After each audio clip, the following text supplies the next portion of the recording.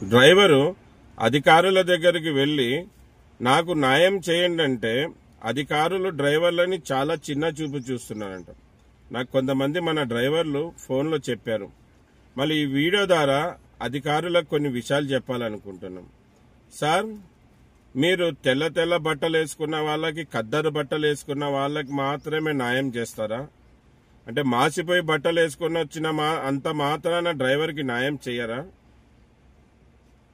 గుర్తు పెట్టుకోండి, ఈ మాసిపోయి బట్టలు వేసుకొని వచ్చిన డ్రైవరే మీకు, మీ కుటుంబానికి నిత్యమైన అత్తమైన వస్తువులు తెచ్చిస్తున్నాడు. ఈరోజు ఉదయమే మీరు పార్లు, కాఫీలు, బూస్ట్లు, బోర్నమీటలు తాగుతున్నారంటే దానికి కారణం కూడా మా డ్రైవరే. అదే మాసిపోయిన బట్టలు వేసుకున్న డ్రైవరే. ఈరోజు మీరు 3 పూట్లు తింటున్నారంటే కూడా దానికి కారణమే ఆ మాసిపోయిన బట్టలు వేసుకున్న డ్రైవర్. మళ్ళీ ఆ డ్రైవర్ ఒక ఫిర్యాదు తీసుకోకపోగా అతన్ని చిన్న చూపు చూస్తారా? మీరు ఏ రాజ్యాంగం ప్రకారంగా అయితే ఈరోజు ఉద్యోగస్తులు అయ్యారో ఆ రాజ్యాంగం గురించి బాగా తెలుసుకోండి. మాకు కూడా బీద డ్రైవర్లకి, బడుగు బరిగిన వర్గాలకి చెందిన వాళ్ళకి కూడా ఎన్నో హక్కులు కలిగించారు పెద్దలు, గౌరవనీయులు, పూజలు డాక్టర్ బిఆర్ అంబేద్కర్ గారు. మీరు ఇలాగే డ్రైవర్లని పట్టించుకోకుండా, డ్రైవర్లకు మర్యాద ఇవ్వకుండా మాట్లాడితే, ఎక్కడైనా డ్రైవర్ ఇచ్చిన ఫిర్యాదులు తీసుకోకపోతే మేమందరం డ్రైవర్ సంఘాలు కలిగిన వాళ్ళం మీ దగ్గరకు వచ్చి న్యాయ పోరాటం చేస్తాం. అలాగే మాకు న్యాయం జరిగేంత వరకు అక్కడి నుంచి కట్టు కదలం. అలాగే మీ మీద చట్ట ప్రకారంగా యాక్షన్ కూడా తీసుకోబడుతుంది. అంటే మహాప్రభు, నాకు ఓనర్ ఇంత జీతం ఇవ్వాలి, ఆ ఓనర్ ఈ విధంగా ఇబ్బంది పెడుతున్నాడు, ఆ ఓనర్ నన్ను దుర్భాషలు మాట్లాడుతున్నాడు, ఇంటికి పో నీకు జీతం పంపిస్తానని చెప్పిన ఓనరు ఇంటికి పోయినాక ఎన్నిసార్లు ఫోన్ చేసినా డబ్బులు లేకుండా ఉంటే మీ దగ్గరికి మీరు న్యాయం ఇప్పిస్తారేమో అని మీ దగ్గరకు వస్తే మీరు డ్రైవర్ల మాటలు వినకుండా ఈ ఖద్దరు బట్టలు, తెల్ల బట్టలు వేసుకొని వస్తే వాళ్ళని చైర్లాగి కూర్చోబెట్టి టీ ఇచ్చి, కాఫీ ఇచ్చి మర్యాదగా వాళ్ళకి మాట్లాడుతున్నారే. అంటే మా డ్రైవర్ ఏమో అంత కానివాడా? ఎలాగైతే తెల్ల బట్టలు వేసుకున్న వాళ్ళకి గౌరవం ఇస్తున్నారో అదే విధంగా మా డ్రైవర్ అన్నకు కూడా గౌరవం ఇచ్చి మాట్లాడడం నేర్చుకోండి. వాళ్ళు మీకెంత గొప్ప, మా డ్రైవర్లు దానికంటే కూడా గొప్ప అనేది గుర్తించుకోండి.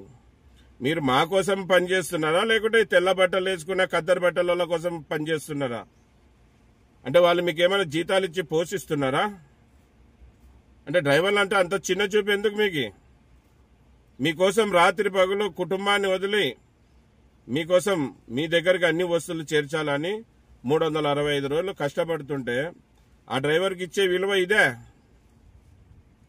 గుర్తు పెట్టుకోండి, ప్రతి అధికారి డ్రైవర్ మీ దగ్గరికి న్యాయం కోరి వస్తే గౌరవంగా అతన్ని కూర్చోబెట్టి మాట్లాడండి, అతని సమస్య తెలుసుకోండి, అతని సమస్య తీర్చండి. అంతేగాని అది కాకుండా డ్రైవర్లకి విలువ ఇవ్వకుండా హూ అనుకుంటా ఏంది ఎట్ట కనబడుతున్నా డ్రైవర్ని మీ కళ్ళకి.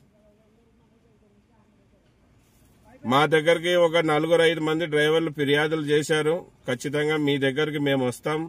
ఎందుకు ఆ విధంగా డ్రైవర్ని మాట్లాడారు, ఎందుకు గౌరవం ఇవ్వలేదు అనేది మేము మిమ్మల్ని అడుగుతాం. మీరు గిన సరైన సమాధానం చెప్పకుండా మాకు కూడా అలాగే మాట్లాడారంటే మాలాంటి వాళ్ళ కోసం, మాలాంటి బీద డ్రైవర్ల కోసం నిజాయితీగా పోరాడే లాయర్లు మా దగ్గర ఉన్నారు. ఖచ్చితంగా మీ అందరి మీద చట్ట ప్రకారంగా చర్యలు తీసుకుంటాం. అక్కడే న్యాయ పోరాటం చేస్తాం.